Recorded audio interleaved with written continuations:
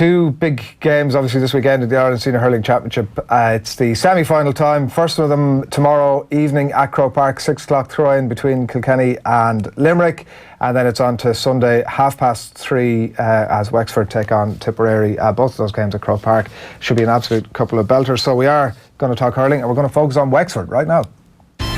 This is rural sport, and this is bullfighting by a different standard. And you get out there and you do it, and you second will get on with it, and that's it. And that's what he's done, and that's it. What the hell more do we want? Like, analysing him to death, and he said this and he said that. Look at, we won Leinster. One great hurling Wexford man to another, from Liam Griffin to Diarmuid Lyng. Good morning to you. Good morning, Adrian. How are you doing? Very, very well. How are you getting on? All good? Yeah, very good. A little bit uncomfortable in that introduction in comparison with Liam Griffin. Always, like, I was 15 or 16 when Wexford won the Ireland in 1996, so he was always a big hero of mine. But yeah, we're back up into possible glory days. So greatness comes in all shapes and sizes, Diarmuid, so take it as it's meant. A couple of big games this weekend. Most saying Limerick Tip final. Presume you don't go with that. Yeah, it depends where you are in the country, maybe. I think we're much more confident than we ever would be before against Tipperary. I never had any great confidence playing against Tipperary, to be honest, because we put them up there beside probably. We had more experience of Kilkenny. We kind of knew what we were dealing with an awful lot more. When you went outside of the province and it got into quarterfinals and semi-finals, we'd play against Tipperary. They were such an unknown quantity, but they carried such a tradition that I didn't feel that we often had great belief against them. But then sometimes when I read, like, Len Gaynor and these lads, you look at them talking about Wexford and Tipperary back over the years, they have great respect for Wexford because Wexford often bet Tipperary. So it's on the tradition stakes, it seems to be okay. Tipperary have won a huge amount more, but I think we're quietly confident in that too, because there is the respect going back over time. But coming up to Sunday, obviously those things don't really matter too much. We are confident based on the performances we're eking out and what we're getting out of ourselves, much more so than where Tipperary are at the moment. Yeah, and maybe like when you start to stack up the reasons as to why Wexford might win this, like you look at you can't read very much into the Laois game, obviously, other than to say that maybe they should have won by a bigger margin. They've obviously had a few weeks off, and when you look maybe especially at the Munster final, it's maybe a little early in this Tipperary's team under Liam Sheedy again in terms of their trajectory, that there are reasons for hope there for Wexford.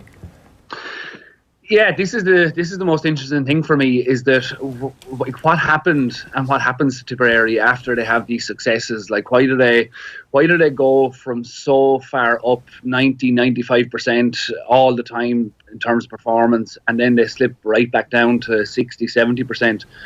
When Liam Sheedy came back in, everybody, I think, was very hopeful that, okay, we're going to go back to where things were when Liam Sheedy took them to an Ireland success, and there was a buoyancy in that expectation early on, and we saw that. I mean, they were outstanding in the first of the championship, bit shaky in the league, but outstanding in the first of the championship.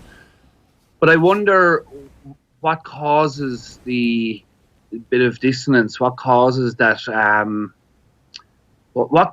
shakiness, and could Liam Sheedy possibly have dealt with it in his first few months as a manager? And I don't think he could. So I think that there's shakier foundations there, and as time has gone on, maybe Liam has come to realise that as well. And I think that it may be just a longer project, 2 years, 3 years.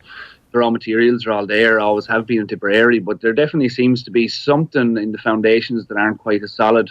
And Wexford, I think, are the opposite to that at the moment. We're performing probably just about at our best, if not even above it, and we're getting those performances every day. So, looking at it from that point of view, I think we're in very good shape. But part of me thinks, who do you think you are? The arrogance of that with the tradition that Tipperary have too. So it's on hard facts of what's going on at the moment. I think we're in the driving seat. Plenty of debate, obviously, about Wexford style, and Davies had his say on it as well. He says it's not defensive style, that when needs be, that they'll commit plenty of players forward as well. It's a point that Derek McGrath takes on in, it might be the Examiner this morning, and saying that he essentially backs that up to say there's no reason to suggest that's the case. What's your take on Wexford style, Diarmuid, and how that plays out, obviously, this weekend against Tip? Wexford style, I would have said lack thereof early on, to be honest. And I wrote a couple of articles, I think, even for Off the Ball about it, the defensive system and the sweeper system, and this idea of having to have 4 and 5 backs on top of 2 or 3 forwards because of a lack of trust in the backs. And I felt that was a very defensive way of looking at the game, and the possession-based game is a little bit more defensive and fearful, kind of. And I didn't really like seeing that coming into the game.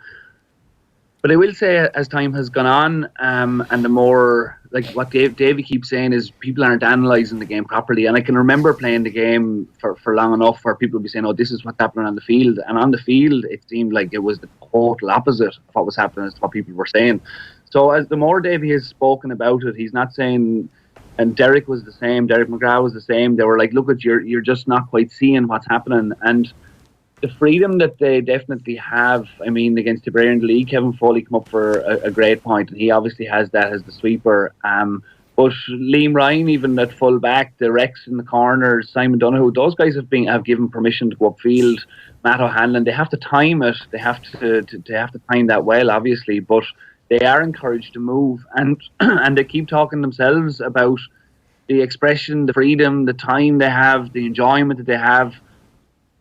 It's given them something that we haven't had, and the certainty of it in the first couple of years, maybe where you just don't get as many hammerings, and then you get to build a bit of confidence, is definitely a tactic. But in time, they've gone more forward, they've pushed more forward, it's more attacking, and it's not the sitting back that I probably felt that it was early on. So I can see definitely where it's going, and the effectiveness of it. On a purely stylistic point of view, it seems that Laois and Wexford aren't a million miles apart, Diarmuid. I'm not sure, is that fair to say? And Tipperary obviously struggle in certain areas of that encounter with Laois. Does that give Davy a lot of hope? I think so. I think both Laois and Limerick, actually, the difference with Limerick obviously is that we don't have the sheer scale of them in terms of talent and physical strength to take the ball from the back, work it out, time the runs, play off the shoulder, break the tackle. I think that's the big thing, though, and it's that ability to break the tackle. I think that's why Limerick are the best in the country at doing it. I think that's why Laois are up and coming. They're a little bit earlier into it. They've battened down the hatches to some degree, so they're not shipping as much water. But now they're starting to come out a little bit. Limerick have that in the extreme. They've been doing it for a longer period of time, and I think that just that ability to break the tackle in every single line is the big difference that they have. They just have that confidence all the time. Wexford have it. They're coming off the shoulder a little bit better. I thought during the league early on, in particular, they were doing very, very well. Started the championship, not so much fluidity, but definitely coming back in the Kilkenny game in the Leinster final. So yeah, I see the comparisons. I think we're on different scales. Hopefully, I think that we're a little bit ahead of Laois, and so you'd hope that we cause more problem. And looking at what Colin Bonner was talking about during the week as well, I seen the Nina Guardian was saying about that the intensity, and I think that's where it separates it. That intensity. If Wexford have. It's taken a long time to get to this intensity. I could never figure out, looking at Kilkenny, Tipperary, like Galway, how they played this intensity. And we'd be training hard, and then you come out against me like, geez, we're just not in the same. We're not on the same planet as these guys in terms of intensity. They're just so far ahead. But Davy has gotten that out of Wexford hugely, and every game that they're playing at the moment, they're hugely intense. The intensity is higher than it ever has been before. So I think when you've got the confidence and the strength break the line, and everybody around you is playing with an intensity that they're both supporting you, but also if it breaks down, that they're straight back in on the man, and you've got 2 and 3, that Kilkenny style swarm tackling straight in on the breakdown. I think that Tipperary, if they're not on full tilt, 90-95%, that standard that they eke out at their best, if they're not at that, I think Wexford are going to beat them. Who's going to win it?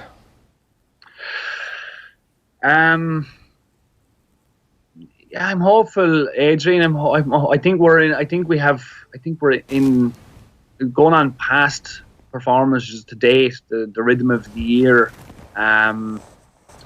Early on, obviously Tipperary became, well, not obviously, but for me they became the favourites quite early on. I thought Limerick weren't going to get as much out of themselves, but that definitely seems to have slid, and I have to ask the question as to why they've slid. And so I'm hoping that that's probably a little bit of a chink in their armour. For Wexford, the danger is we've given a huge amount, and as time goes on, then this has been a factor in Davies' management career maybe before, where there's just been a huge output for a certain period of time and then you go off a cliff. But I think since we haven't won the Leinster final, we took that gamble, and those extra couple of weeks maybe give a bit of restoration to the lads. So I think we'll be coming into it. We're definitely coming into it on riding a wave. I hope it's not like a Mayo wave where like we get a little bit too carried away with ourselves. But it's definitely... I don't get that sense of it, and we're just kind of serious about our hurling again in Wexford, and it's great. So I think we're going to win it. Very good, and certainly listening to the players, it backs up all of that. I would say in terms of their seems to be still a very fresh approach to it, that it doesn't have that Jose Mourinho style effect, I suppose, that you're mentioning there. Let's talk about the other game, obviously Limerick Kilkenny, 6 o'clock tomorrow at Croke Park. Limerick obviously looking to get back-to-back All-Irelands for the first time in 45 years. Is there a case to be made, Diarmuid, that Kilkenny are only in the Final Four because Cork were below par, or actually in your view are Kilkenny deserving of their place in the top 4 in the country? Yeah, that's the question, Adrian. that's the question. I mean, I couldn't answer it, because I know with Kilkenny, I know why they're there is because they have that standard set out every day, and they reach it. And I know the players are.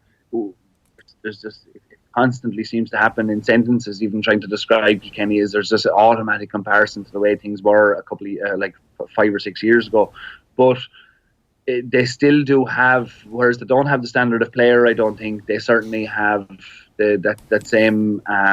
Honesty and genuineness, as Brian Cody describes it. And so I think you're always going to, if you don't maybe meet that head on, if the other team don't have that head on. Now, I'm not saying Cork don't have that genuineness, but I think that they are liable to slip up and down a little bit, and I think that they definitely weren't at their best. And so if that genuineness meets something that isn't at its best, I think it's just going to win all day, even though Cork probably have well, I'd say, yeah, I think Cork have better hurlers, probably up front anyway. Maybe I'm not sure at the back about that. But I think they're deserving of their place for what they bring. I think they bring a simplicity to the game that is, it's admirable to be able to eke simplicity out in a game like hurling, and they do that, and they do it with their own very certain specific characteristics and traits, and they're deserving of their place. But yeah, Cork probably on paper could if they play Kilkenny tomorrow, beat them. I wouldn't say easily, but they definitely have the capabilities to beat them. Probably four times out of 6, maybe half the time. I'd say a little bit more than half the time. They definitely would. They definitely should be getting it one over on that Kilkenny team, because I don't think they're. Yeah, they're still going to be hard to beat, and Limerick are going to find it hard to beat them too. Is it as simple then as saying that Limerick have much better backs than Cork do, and therefore Richie Hogan and TJ Reid just won't have as much time and space as they did in the All-Ireland quarter-final? Oh, they definitely are not. Yeah, they're definitely not going to own. I mean, TJ Reid, like Kieran MacDonald, or Conor MacDonald, Kieran MacDonald from Mayo, Maurice Fitzgerald. I mean, these players find time and space around them. So I don't know about that with TJ Reid. They seem to be able to create space. The great players seem to be able to create space all the time to do things that he'll want to do with the players around him. I think will be a different thing. There definitely won't be the same space in the forward line, anything like it. So Limerick will be closing them down at an intensity level that I'm just not sure. It didn't suit them when Wexford were doing it at a very high intensity, and I think this is Wexford up a gear, unquestionably, if not two. So I think they're definitely going to struggle with that. They're being met with their own honesty and intensity, I think, and they're also being met with a higher skill level, higher capability. So I don't think Kilkenny. I don't think they can beat Limerick if Limerick perform. Pretty big rubber stamping of their credentials. Then Tommy Welsh was actually agreeing with you yesterday.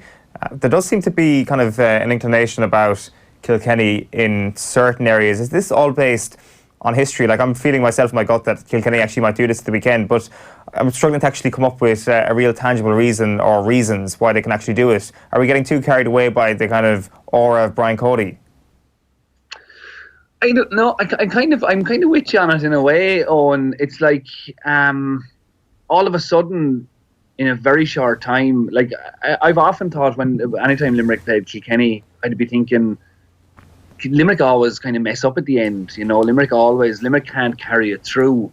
And Kilkenny are the total utter opposite. They will be with it right until the end and most likely get through. So even when Limerick have had probably better teams than Kilkenny in the past, they've always been very slow to back them against Kilkenny. This doesn't seem to even be coming into it with this Limerick team. There's not a question of them having that a pedigree where they might not be able to get over the line the same way as in 94, 96 or back the years when Limerick threw away almost certain All-Irelands. So I don't know. They just seem to be getting. There isn't. You couldn't really point to many days. Okay, early in the league, maybe not. But as time has gone on, they've increased they've hit the standards time and time again, and they seem to be getting better. Is there a possibility of fatigue? I don't know. They just don't seem to be in that place. They seem to have. John Kiley seems to have them very, very balanced, and I don't know where. I couldn't see where it would come from, bar Tipper or Limerick falling apart to some degree in their performance, and I don't know where that would come from because they have their lines right, they've got their system right, their players seem to be on form that they need that govern the system. I don't see where it would come from, but we're still only talking about probably 4, 5, 6 points. Like, you know, that's in a game of hurling. That's still only 2 strokes of the ball. So there's possibilities, but I don't know where. I don't know where do you see it coming from, Owen? Why do you think Kilkenny could beat them? Like, I wonder. Just because they're Kilkenny, really. Once you look deeper into it, it's like all the evidence available to us suggests that Limerick are more than 6 point favourites. I don't know what the handicap is, but maybe even the handicap takes into account the fact that this is Kilkenny. And what did Kilkenny do against Cork? Well, they were Kilkenny, and not many people saw that coming. Yeah. That's it. They're going to be there. Like, they're going to be at the standard in terms of intensity. And hurling played at a certain level of intensity and a certain level of integrity is a very simple, very beautiful game. And can you bring that and have brought that pretty much every day they've played in the last 20 years under Brian Cody. And I mean, that's an incredible feat. And so they're definitely going to do it again. And if any chinks that they meet, they just explode, and they're seen for what they are. So this time last year, playing against Limerick, you're asking questions. Limerick, there's a few doubts about themselves, and they may have those, but I think they've been ironed out now in the past year, and they've got a confidence that's. I don't know. I can't see it, but I do see what you're saying. There's an interesting piece of Colin Keys written in the Indo today as well, just about the number of players that Kilkenny have used over the years, and Tommy Welch actually spoke about it in the context of the minors during the week, about how much of a closed shop Kilkenny once was, whereas now actually he needs to cast the net a bit wider. And it's actually a tremendous reflection on Cody that's exactly what he's done, that he's tweaked that over the last couple of years from a place that he once was. So there's that context to it as well. Does it almost go without saying, as we wrap on it, Diarmuid, that this would be his greatest achievement as Kilkenny manager if they were to go ahead and win the All-Ireland? Above a 4 in a row. As one-off achievement. Yeah, probably. Just even like, I mean, you can't even mention the 4 in a row without thinking about the unbelievable standards of player that he was dealing with at the time. Now, how much he had to play in the formation of that, I suppose, is part of that question as well. But I think that, I think this is definitely you end up being critical of the team, and it's not fair to them. They're not in semi-final, like, you know, to say they're not of a certain standard. They are of a certain standard, but to beat Limerick with the emotion of the way things are going, yeah, it'll be phenomenal, and you definitely wouldn't put it past Brian Cody as a manager. Diarmuid, a pleasure as always. Enjoy the games. Yeah, thanks very much, lads. I'll be in Croker on Sunday and can't wait for it.